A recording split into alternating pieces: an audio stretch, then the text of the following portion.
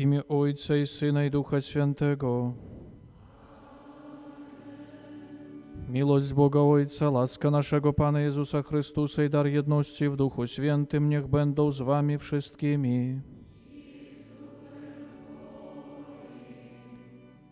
O Tobie mówi moje serce, szukaj Jego oblicza.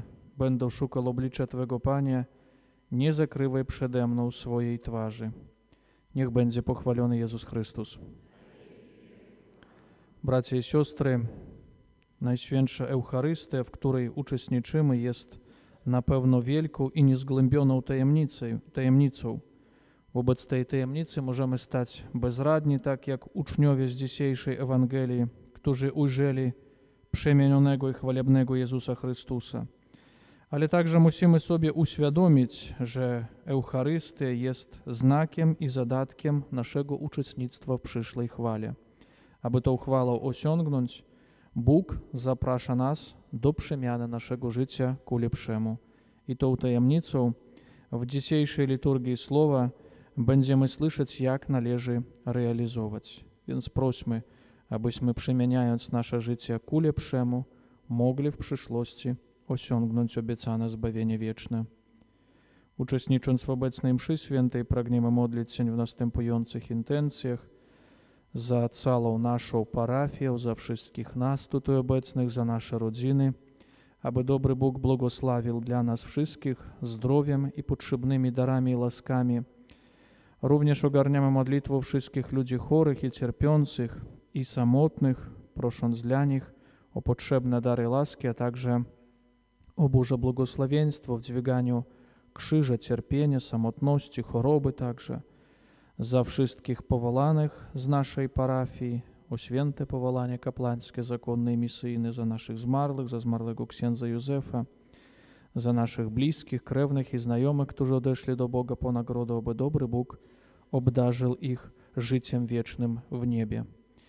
I druga intencja, również polecamy Bożemu miłosierdziu świętej pamięci zmarłą Wandę, Kazimierza z rodziny Drazdowicz, za wszystkich zmarłych z rodziny Drazdowicz i Kochanowskich, prosząc, aby również dobry Bóg obdarzył ich nagrodą wiekuistą w niebie.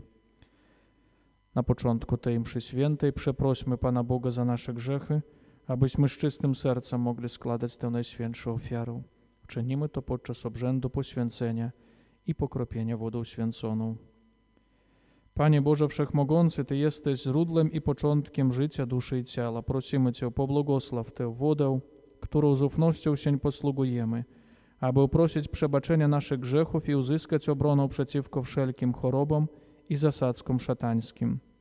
Spraw Boża w miłosierdziu swoim, niech źródła żywej wody zawsze tryskają dla naszego zbawienia, abyśmy mogli zbliżyć się do Ciebie wewnętrznie oczyszczeni i uniknęli wszelkich niebezpieczeństw duszy i ciała przez Chrystusa Pana naszego.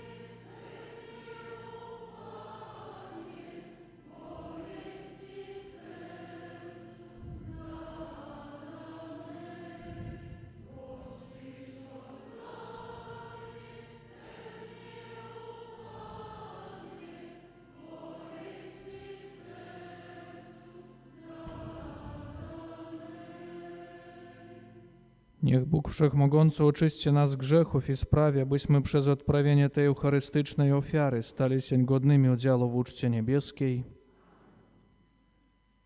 Módlmy się. Boże, Ty nam nakazałeś słuchać Twojego umiłowanego Syna.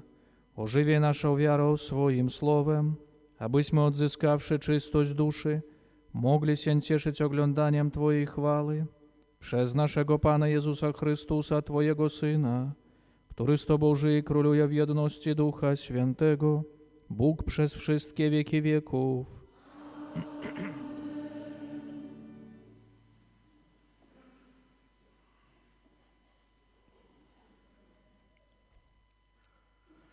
Czytanie z Księgi Rodzaju.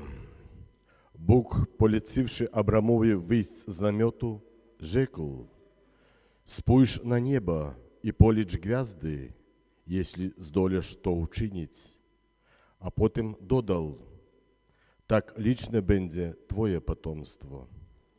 Abram uwierzył i Pan poczytał mu to za wielką zasługą. Potem zaś rzekł do niego: Ja jestem Pan, którym Cię wywiódł z Ur Chaldejskiego, aby Ci dać ten oto kraj na własność. A na to Abram: O Panie, jak będę mógł się upewnić, że otrzymam go na własność? Wtedy Pan rzekł: Wybierz dla mnie 3-letnią jelowicę, 3-letnią kozę i 3-letniego barana, a nadto synogorlicę i gołębicę. Wybrawszy to wszystko, Abram poprzyrąbywał je wzdłuż na połowy i przyrąbane części ułożył jedna naprzeciw drugiej. Ptaków nie porozcinał. Kiedy zaś do tego mięsa zaczęło zlatywać się ptactwo drapieżne, Abram jej odpędzał.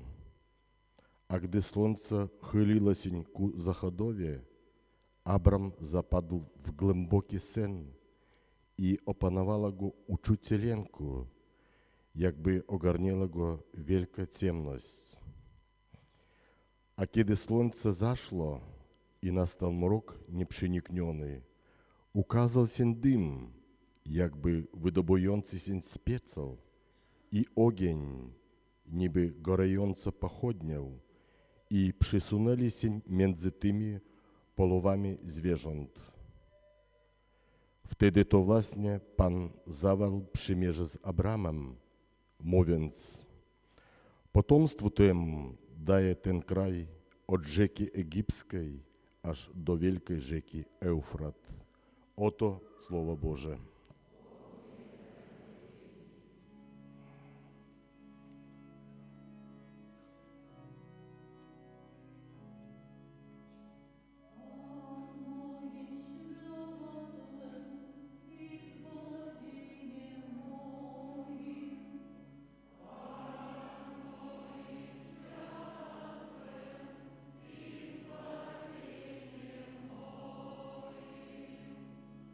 Moim świętym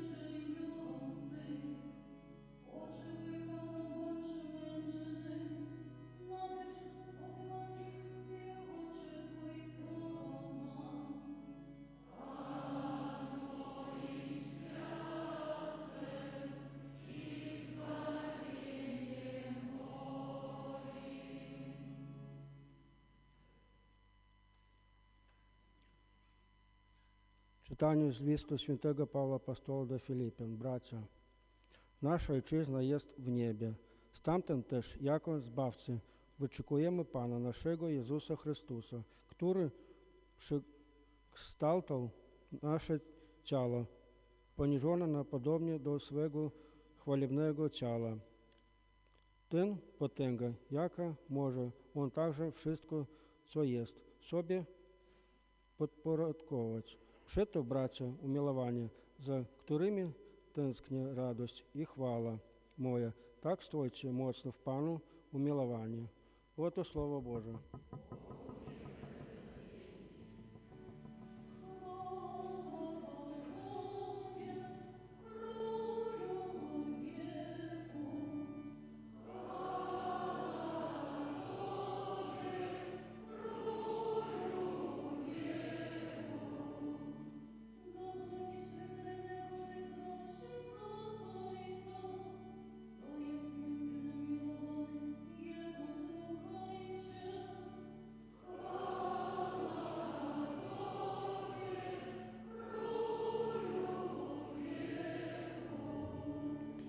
Pan z wami.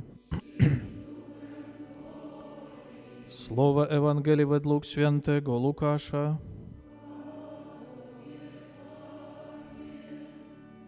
Jezus wziął z sobą Piotra, Jana i Jakuba i wyszedł na górę, aby się modlić.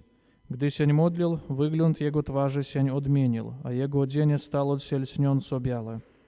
A oto dwóch mężów rozmawiało z nim. Byli to Mojżesz i Eliasz, ukazali się oni w chwale i mówili o jego odejściu, którego miał dokonać w Jerozolimie. Tymczasem Piotr i towarzysze snem byli znużeni. Gdy się ocknęli, ujrzeli jego chwałę i obydwóch mężów stojących przy Jezusie. Gdy oni odchodzili od niego, Piotr rzekł do Jezusa: Mistrzu, dobrze, że tu jesteśmy. Postawimy tutaj 3 namioty, jeden dla Ciebie, jeden dla Mojżesza i jeden dla Eliasza. Nie wiedział bowiem, co mówi. Gdy jeszcze to mówił, zjawił się oblok i osłonił ich. Zlękli się, gdy weszli w oblok, a z obłoku odezwał się głos: To jest mój Syn wybrany, Jego słuchajcie. W chwili, gdy odezwał się ten głos, Jezus znalazł się sam. A oni zachowali milczenie i w owym czasie nikomu nic nie oznajmili o tym, co oni wiedzieli. Oto Słowo Pańskie.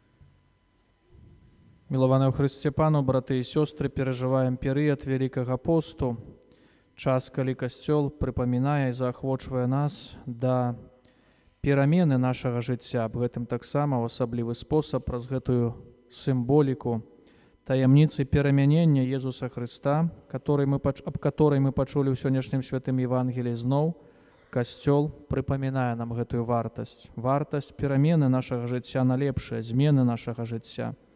І дзякуючы гэтаму я таксама змагу асягнуць перспектыву вечнага жыцця, асягнуць вечную радасць у небе. Браты і сёстры, напэўна, мы таксама ў першым чытанні пачулі, калі Бог заключае гэты завет, прымежа з Абрахамам, кажучы яму, што, напэўна, калі ён хоча ў сваім жыцці мець гэтыя цэлі земскія зрэалізованыя, гэтым цэлям для яго было патомства таксама, каб былі гэтыя спадкаберцы пасля яго, каб таксама засталіся тыя людзі, которые далей будуць рэалізоўваць Божую волю ў сваім жыцці, то ў гэтым прымежу Пан Бог прыпамінае, што найважнейшае з'яўляецца давер і захаванне Божага права. І гэта будзе спрыяць таму, што Абрахам таксама ў будучым часе напэўне асягне гэтую цэль, которую ён прагнуў у сваім земскім жыцці асягнуць, мець гэтае патомства, бо, як мы памятаем, з карт Святога Пісання, Старога Тэстаменту, Абрахам, яго жона таксама не мелі дзяцей. Гэта ў тым часе, напэўна, калі жыў Абрахам, лічылася чымсьці недобрым, злым, так можам далікатна гэта акрэсліць. Пагэтаму ён меў тое жаданне, што хоча асягнуць той цэль, мець гэтае патомства, каб гэтае патомства далей рэалізоўвала ягоныя цэлі. І Бог, напэўна, кажа, што гэта можа ўсё зрэалізаваць. І, браты і сёстры, праз гэтую зноў жа сімволіку Бог прыпамінае нам, што ў розных складаных сітуацыях, у розных жыццёвых праблемах, цяжкасцях, калі чалавек зможа застацца верны Богу айцу, калі чалавек зможа выконваць Божае права, то ўсе ягоныя цэлі, усе ягоныя інтэнцыі будуць зрэалізованыя згодна з Божай воляй, а гэта таксама будзе задаткам сапраўднага шчасця. І ў другім чытанні святы Павел апостал кажа, што чалавек павінен умець станавіцца перад сабой у праўдзе і змяняць сваё аблічча, калі ёсць такая неабходнасць. Што гэта азначае, святы Павел прыпамінае, зноў жа, аб чым мы ўспомнілі на самым пачатку, што калі я асазнаю, разумею, што я ў сваім жыцці маю якуюсьці слабасць, грэх, маю тое перакананне, што я недобра чыню ў сваім жыцці, то варта стаць перад сабой у праўдзе і пастарацца змяніць сваё жыццё. І гэта будзе аднаўленнем гэтай чалавечнасці ў нашым жыцці. Гэта будзе спрыяць перадусім нашаму сапраўднаму шчасцю. І, браты і сёстры, зноў жа вяртаючыся да святога Евангелія, Пан Езус для апосталаў, траіх гэтых апосталаў, паказвае, што перад ім якая перспектыва жыцця вечнага. І так, як мы чуем, святы Пётр, апостал, ад імені ўсіх гэтых сабраных апосталаў таксама выступае і кажа, што мы хочам тут застацца, нам добра тутай. Пан Езус яшчэ раз паказвае праз гэтае выдарэнне, што вечнае жыццё – гэта не якісьці вымысл, што вечнае жыццё ў радасці – гэта не якісьці аповед толькі. Пан Езус ім паказаў, і апосталы хочуць там застацца. Але Пан Езус кажа, што на гэтае жыццё вечнае чалавек павінен заслужыць. Пагэтаму, спускаючыся з гэтай гары, Езус Хрыстус яшчэ раз прыпамінае, што гэты цэль, напэўна, перад кожным чалавекам адкрыты, але гэты цэль чалавек павінен сам зрэалізаваць праз сваё жыццё, праз перамену свайго жыцця, калі ёсць такая неабходнасць і патрэба. Браты і сёстры, напэўна, таксама гэтая сімволіка, што Пан Езус падымаўся ў гэтую гору. Мы ведаем, што ў гару вельмі складана паднімацца. Чалавек павінен, асабліва, калі гэтая гара знаходзіцца усеяна якімісьці камнямі ці іншымі перашкодамі, чалавек павінен выбіраць гэтую добрую дарогу, адпачываць час ад часу. Бо калі чалавек захоча штосьці змяніць, то можа не дасягнуць гэтага цэлю, можа не дайсці да канчатковай мэты на гэтай гары. Пагэтаму гэтая сімволіка, што, напэўна, перспектыва жыцця вечнага не будзе чымсьці простым. Чалавек павінен разумець, што на гэтай дарозе да гэтага цэлю будуць сутыкацца розныя перашкоды, розныя слабасці, спакусы. Тое, што можа нас аддаліць ад гэтага цэлю, тое, што можа нам перашкодзіць. Мы ведаем, што з'яўляюцца тыя спакусы, што чалавек часамі хоча сакраціць дарогу да гэтага цэлю рознымі спосабамі, часамі не зусім добрымі, не зусім маральнымі. І перад гэтым усім Пан Езус таксама перасцерагае. І тады, калі чалавек дойдзе да гэтага цэлю, тады, напэўна, тая перспектыва будзе пацверджана словамі святога Пётра. Божа, добра, што мы тут знаходзімся. Нам тут вельмі добра. Гэты цэль для нас важны. Браты і сёстры, аб гэтых усіх справах, напэўна, Касцёл акцэнтуе, як важны, неабходны элемент у нашым жыцці. Больш таго, прымяненне панскае — гэтая таямніца, которая опісваецца у гэтым фрагменце евангелічным, падкрэслена таксама ў літургіі асобным святам. 6 августа, 6 жніўня перажываем свята прымянення панскегу. Пра гэта яшчэ раз Касцёл прыпамінае менавіта пра гэтую таямніцу, што перамяненне, прымяна нашага жыцця, навруцэнне нашага жыцця — гэта не справа аднаразавая. Прымяненне панскае, прымяненне нашага жыцця павінна адбывацца ў нашым жыцці штодзённа. Мы ведаем, што гэтыя спакусы, слабасці адольваюць нас, і менавіта на пачатку Вялікага посту, у другую нядзелю Вялікага посту, Касцёл праз Бога, праз яго прамудрасць яшчэ раз нам прыпамінае вартасць перамены нашага жыцця. Мы вельмі часта прызвычайваемся, і гэта таксама з'яўляецца зноў жа той жа спакусай, што хтосьці павінен змяняцца. Мае блізкія, бо яны маюць слабасці, мой знаёмы, мае родныя, іншы чалавек.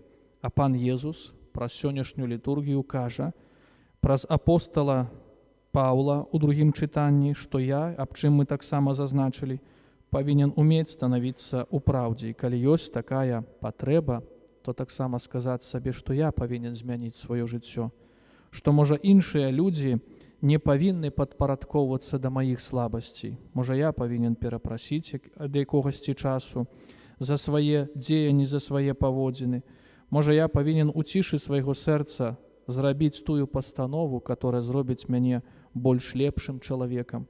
Альбо таксама няхай гэта ўсё паспрыяе таму, што я змагу сказаць праўду, упомніць іншага чалавека, свайго блізкага знаёмага, который, можа, памыліўся, можа, адступіў ад Пана Бога, можа, з'яўляецца тым асобай, который ў сваім жыцці занядбаў Божае права. Гэта таксама тая аказія, каб запрасіць гэтага чалавека да перамены свайго жыцця.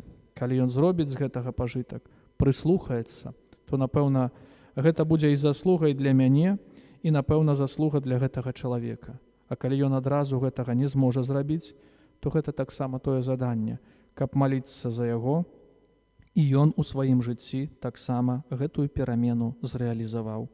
Сёння мы у асаблівы спосаб дзякуем Богу за тое, што маем тую магчымасць разважаць Божае Слова, рэалізоўваць прымяну нашага жыцця. Можам таксама далей трываць у гэтых добрых пастановах і вызваляцца ад усялякага зла. Просім, каб гэтыя пастановы, каб все тое, што мы рэалізоўваем, асабліва ў часе Вялікага посту, сапраўды прычынілася да нашай духоўнай і фізічнай адновы. Няхай Езус Христус благаслаўляе ва ўсім гэтым для кожнага з нас, каб мы таксама змаглі асягнуць вечную радасць у небе. Амен. Wyznajmy naszą wiarę, wierzę w jednego Boga.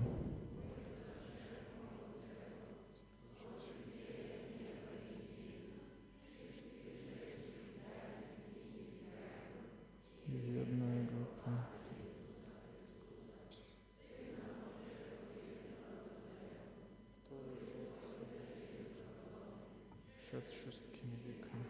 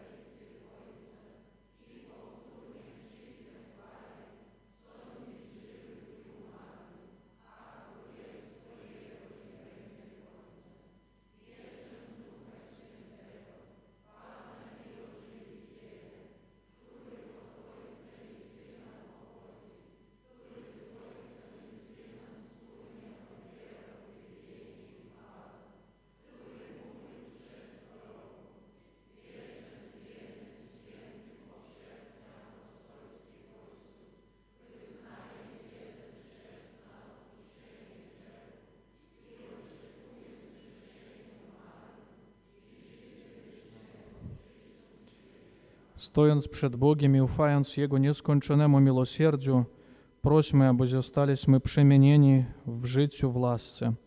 Prośmy za pasterzy Kościoła, aby swoją świętością świadczyli o Chrystusie i prowadzili ludzi do pojednania z Bogiem. Ciebie prosimy.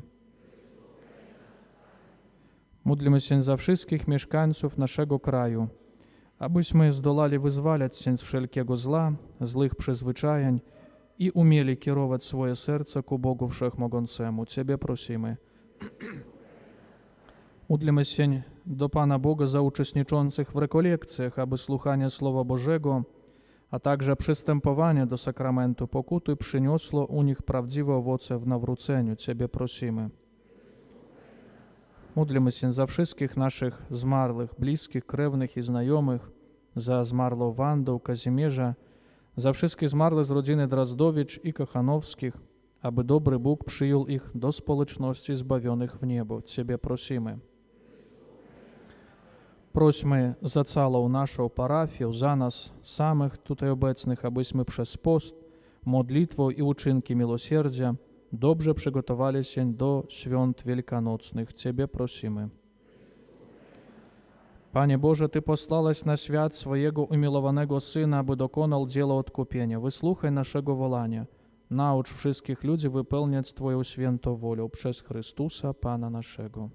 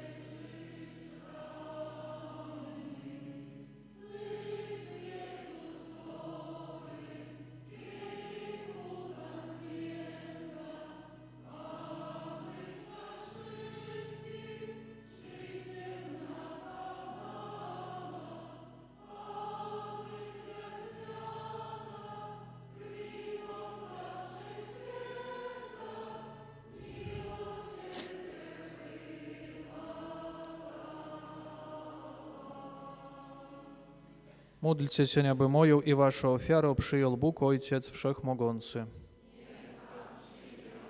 za rąk Twoich, na cześć i chwałę swojego imienia, a także na pożytek nasz. Wszechmogący Boże, niech ta ofiara wyjedna nam przebaczenia grzechów i niech uświęci nasze dusze i ciała, abyśmy godnie obchodzili święta wielkanocne przez Chrystusa, Pana naszego. Pan z wami. W górę serca. Dzięki składajmy Panu Bogu naszemu.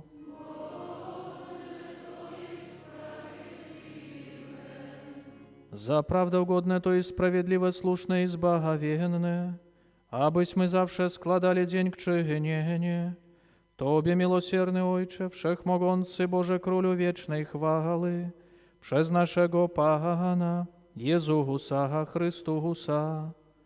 On po zapowiedzeniu uczniom swojej śmierci na świętej górze odsłonił przed nimi blask swojego bóstwa i wezwawszy na świadków Mojżesza i proroka Eliasza, upewnił nas, że przez cierpienie dojść możemy do chwały zmartwychwstania.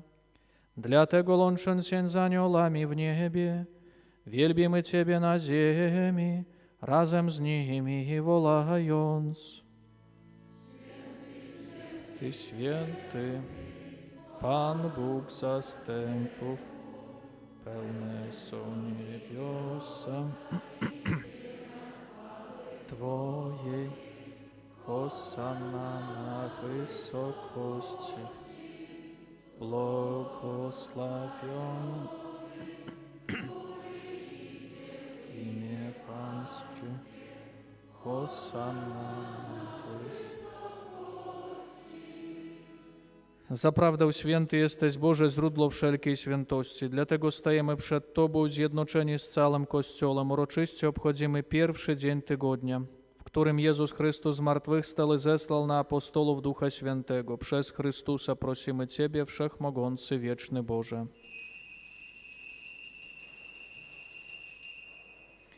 Uświęć te dary mocą Twojego Ducha, aby stały się dla nas ciałem i krwią naszego Pana Jezusa Chrystusa. On to, gdy dobrowolnie wydał się na mękę, wziął chleb i dzięki Tobie składając, łamał i rozdawał swoim uczniom, mówiąc: bierzcie i jedzcie z tego wszyscy, to jest bowiem ciało moje, które za was będzie wydane.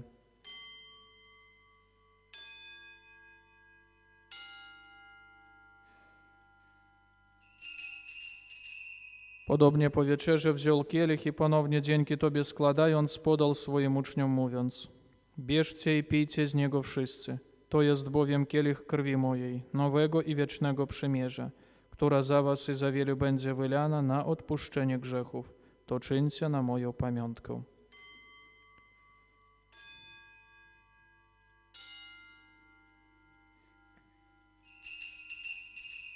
Oto wielka tajemnica wiary.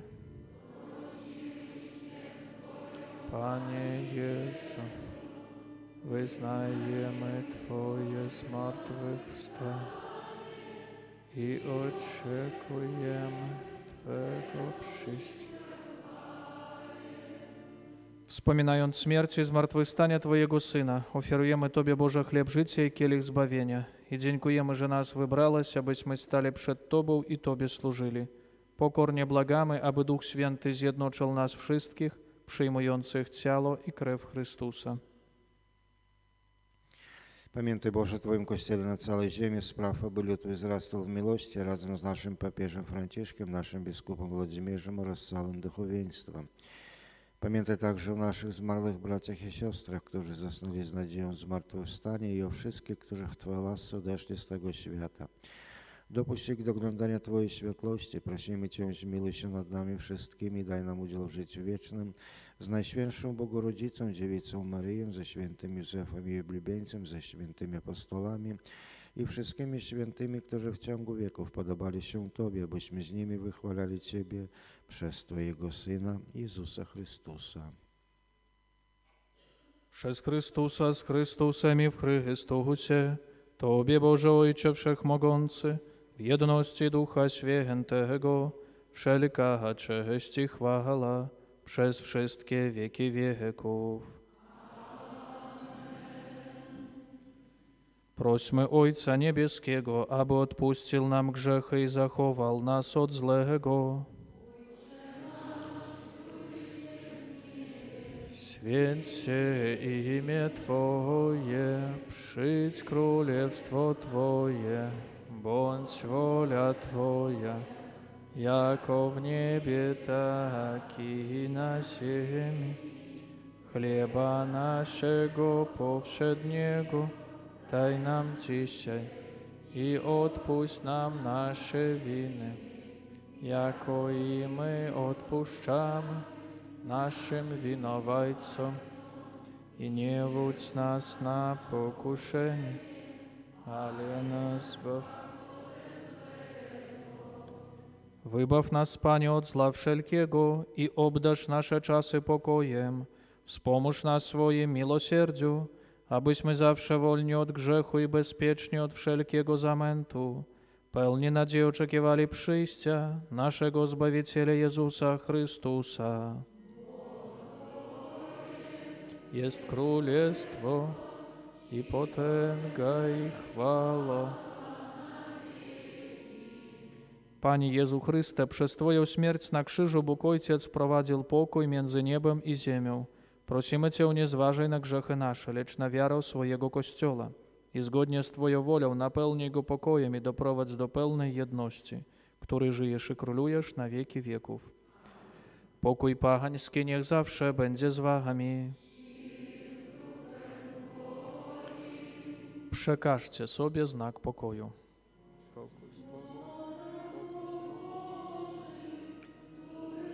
Cała krew naszego Pana Jezusa Chrystusa. który naszym wdzięcznym. Panie Jezu Chryste, nie przyjęcie całych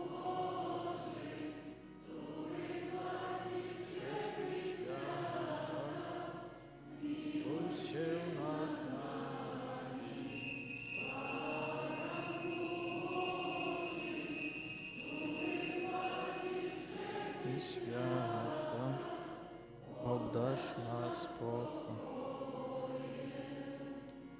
Oto baranek Boży, który gładzi grzechy świata. Błogosławieni, którzy zostali wezwani na Jego ucztę. Nie jestem godzien, abyś przyszedł do mnie, ale powiedz tylko słowo, a będzie uzdrowiona dusza moja. Wierzę w Ciebie, Boże żywy, w Trójcy jedyny prawdziwy. Wierzę, coś objawił Boże, Twe słowo mylić nie może. Ufam Tobie, boś Ty wierny, wszechmogący i miłosierny. Dasz mi grzechów odpuszczenie, laskę i wieczne zbawienie. Boże, choć się nie pojmuję, jednak nad wszystko miluję, nad wszystko, co jest stworzone, boś Ty dobro nie skończony. Ach, żaluję same złość, jedyny dla Twojej miłości.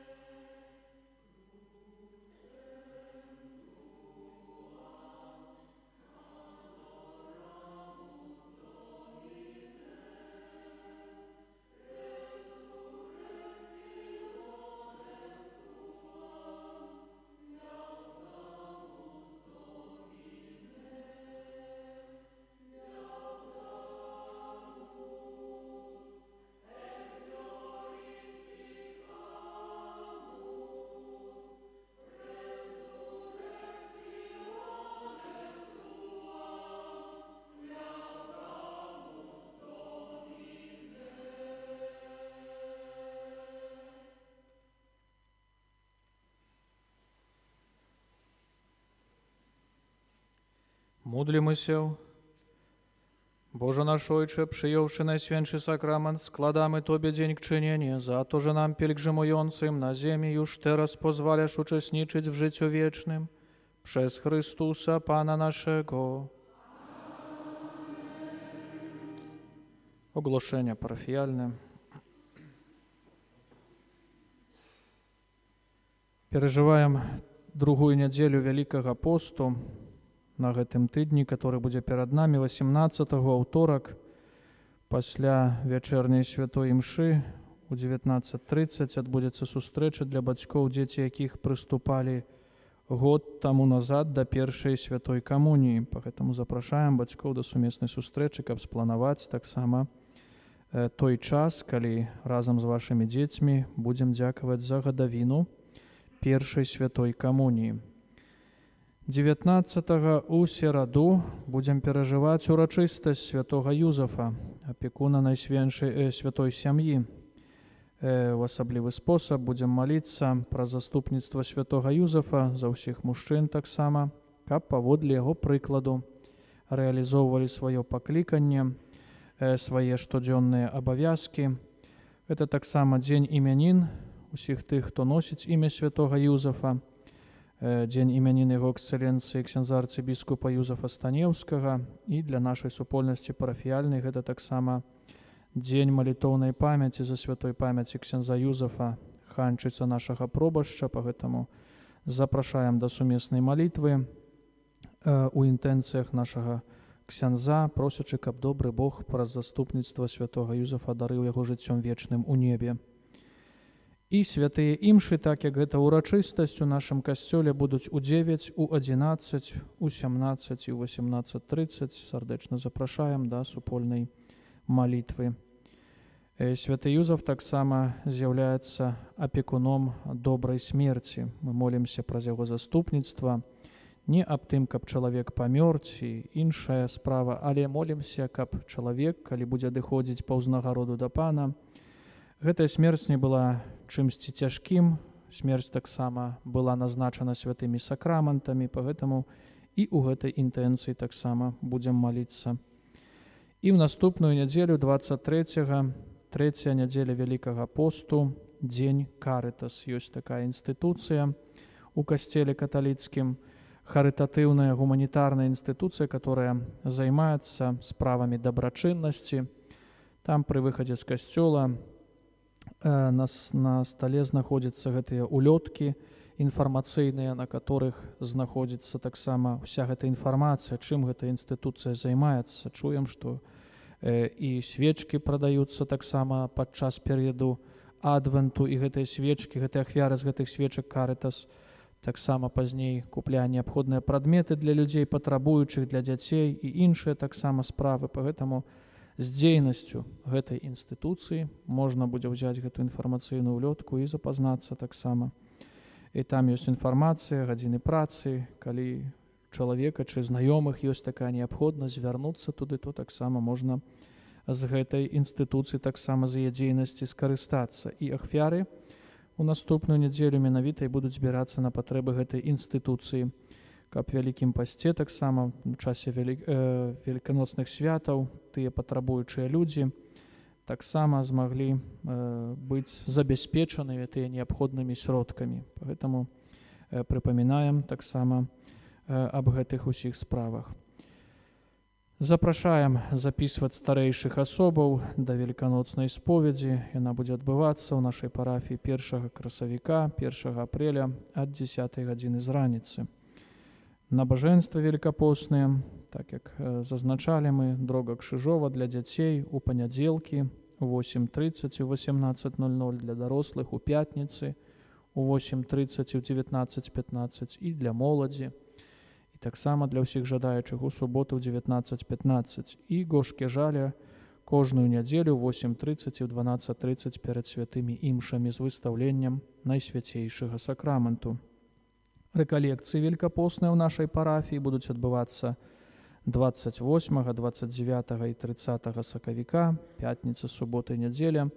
Праводзіць іх будзе святар з Мінска-Магілёўскай архідыяцэзіі, поэтому таксама запрашаем, зазначаем, каб маглі спланаваць свой час і узяць чынны удзел у навуках рэкалекцыйных. Запрашаем таксама да спланавання і перажывання споведзі великаноцнай, каб эту споведь не адкладаць на астатнія дні, каб таксама чалавек мог запланаваць і падчас перыяду Вялікага посту, таксама ў звычайныя дні, паяднацца з Богам праз святыя сакраманты, праз сакрамант споведзі. Запрашаем таксама на штодзённую адарацыю Найсвяцейшага сакраманту. У нашым касцёле кожны дзень адбываецца ад 15 гадзіны.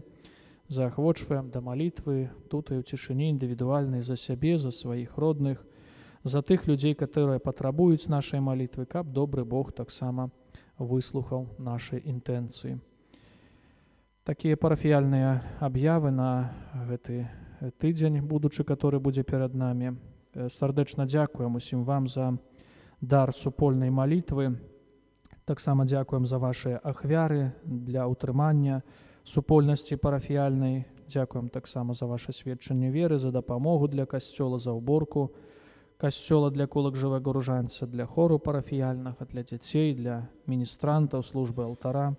Няхай добры Бог для кожнага з вас узнагародзіць за добрае сэрца сваім благаслаўленнем, здароўем, і Найсвяцейшая Панна Марыя таксама акрывае плашчом кожнага з вас сваёй матчынай апекі і дапамогі. І на гэты тыдзень, на нашыя абавязкі і працу прыміце цяпер Божае благаслаўленне.